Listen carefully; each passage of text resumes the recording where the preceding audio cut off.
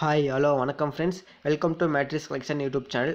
RRB ALP CBT 2ல் physics trade பற்றி தான் நம்ம வந்து பார்க்க போகிறோம். ஸோ நம்ம வந்து மேக்ஸ் ட்ரேட் பற்றி ஃபுல்லாக முடிச்சிட்டோம். ஸோ அதோட ரீசெண்ட் வீடியோஸ் பார்க்கலாம், நம்ம சேனல் ரீசெண்ட் வீடியோ செக் பண்ணி பார்த்துக்கோங்க. ஸோ நம்ம வந்து இந்த ஃபிசிக்ஸ் ட்ரேட்டில் வந்து கைனமெட்டிக்ஸ் பற்றி தான் இந்த வீடியோவில் பார்க்க போகிறோம். ஸோ கைனமெட்டிக்ஸ் என்னன்னா ஸ்டடி ஆஃப் மோஷன். ஸோ மூவிங்கில் இருக்க ஒரு ஆப்ஜெக்ட் பற்றி நம்ம தெரிஞ்சுக்கிறது தான் வந்து கைனமெட்டிக்ஸ் அப்படின்னு சொல்லுவாங்க. ஸோ வாங்க வீடியோக்குள்ளே போயிடுவோம்.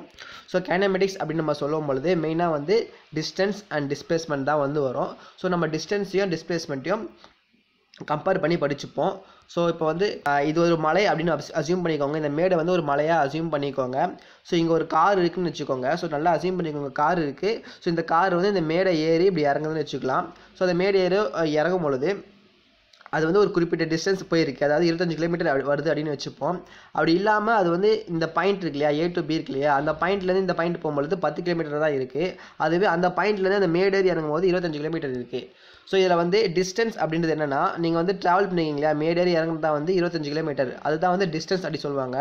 ஸோ அப்படி இல்லாமல் ஸ்ட்ரெயிட் லைனில் மட்டுமே பார்க்குறது, இங்கேருந்து அவ்வளோ தூரம் இருக்குது, 10 கிலோமீட்டர் தான் இருக்குது அப்படின்னு சொல்லிட்டு ஸ்ட்ரெயிட் லைனில் பார்க்குறாங்க இல்லையா, அதுதான் வந்து டிஸ்பிளேஸ்மெண்ட் அப்படின்னு சொல்லுவாங்க. ஸோ இப்போ நம்ம வந்து ஒரு வண்டியில் வந்து ஒரு வெஹிக்கிள் எங்கன்னா கிளம்புனோம்னா நம்ம வந்து டிஸ்டன்ஸ் தான் மீன் பண்ணுவோம். ஏன்னா வந்து நம்ம வந்து ஸ்ட்ரெயிட் லைனில் போக மாட்டோம். ஸோ வளைஞ்சு நெளிஞ்சு போவோம், அதுதான் வந்து டிஸ்டன்ஸ் தான் சொல்லுவாங்க. ஸோ டிஸ்பிளேஸ்மெண்ட் சொல்கிறது இங்கேருந்து அங்கே இருக்கிறது வந்து ஒரு ஸ்ட்ரெயிட் லைனில் வந்து சொல்கிறது தான் வந்து டிஸ்பிளேஸ்மெண்ட். ஸோ நம்ம நெக்ஸ்ட் படிக்க போகிறது என்னென்னா ஸ்பீட் அண்ட் வெலாசிட்டி.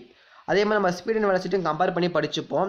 அதாவது ஸ்பீடுன்றது என்னென்னா, நீங்கள் போகிற டிஸ்டன்ஸ் இருக்கு இல்லையா, அந்த டிஸ்டன்ஸை வந்து டைமில் வந்து டிவைட் பண்ணி சொல்கிறது தான் வந்து ஸ்பீட் அப்படின்னு சொல்லுவாங்க.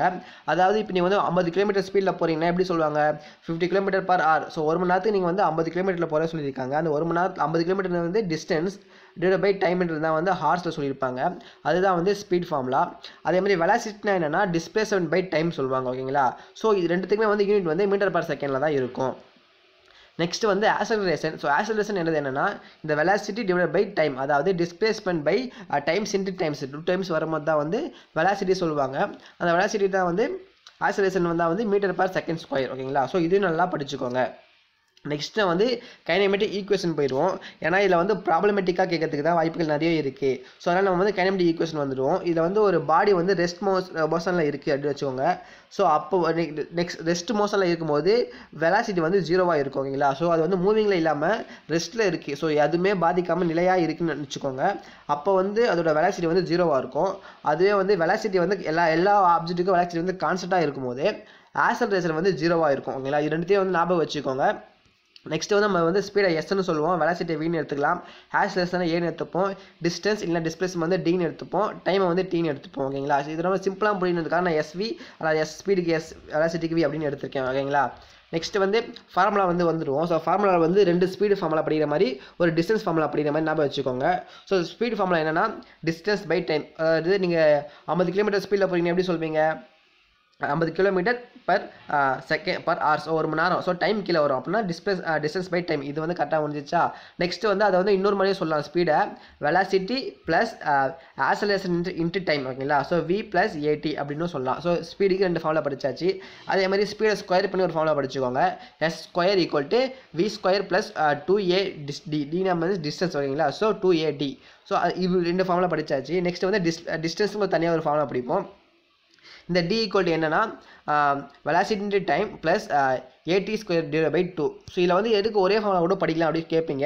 ஸோ நமக்கு சப்போஸ் இப்போ வந்து இதில் வந்து நமக்கு டிஸ்டன்ஸ் இருக்குது, டைம் தெரிஞ்சால் இதை வந்து சம் கண்டுபிடிச்சிடலாம். இல்லை வெலாசிட்டியும் டைம் ஆக்சலரேஷன் தெரிஞ்சால் வந்து இந்த ஸ்பீடு ஐடென்டிஃபை பண்ணிடலாம்.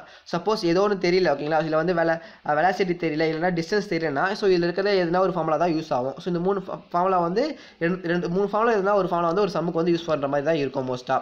ஸோ அதில் வந்து ரெஸ்ட்டாக இருக்கும் போது V வந்து 0 ஆக்கிக்கோங்க. அதாவது இங்கே V இருக்குன்னா ரெஸ்ட்டாக போகும்போது இந்த V 0 ஆக்கிட்டு சம் போடுங்க. அதே மாதிரி கான்ஸ்டண்ட்டாக இருக்கும்போது ஆக்சலரேஷன் A = 0. இந்த ஆக்சலரேஷன் வந்து A = 0, ஓகேங்களா. கான்ஸ்டன்ட் இருக்கும்போது A = 0 சொல்லிட்டு சம் போடணும், ஓகேங்களா. ஸோ அப்போ வந்து ஆக்சலரேஷன் 0 ஆயிடுச்சா, இங்கே வந்து D = VT அப்படின்னு முடிஞ்சிடும், சப்போஸ் கான்ஸ்டண்ட்டாக இருக்கும்போது.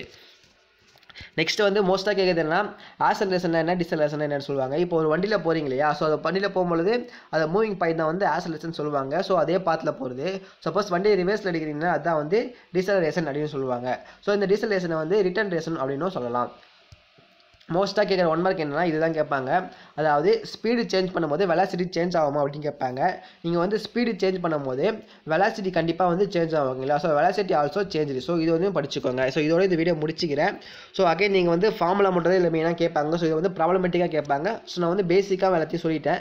ஸோ இந்த வீடியோ உங்களுக்கு யூஸ்ஃபுல்லாக இருந்துச்சுன்னா லைக் பண்ணுங்கள், ஷேர் பண்ணுங்கள், சப்ஸ்கிரைப் பண்ணுங்கள். தேங்க்யூ ஃபார் வாட்சிங்.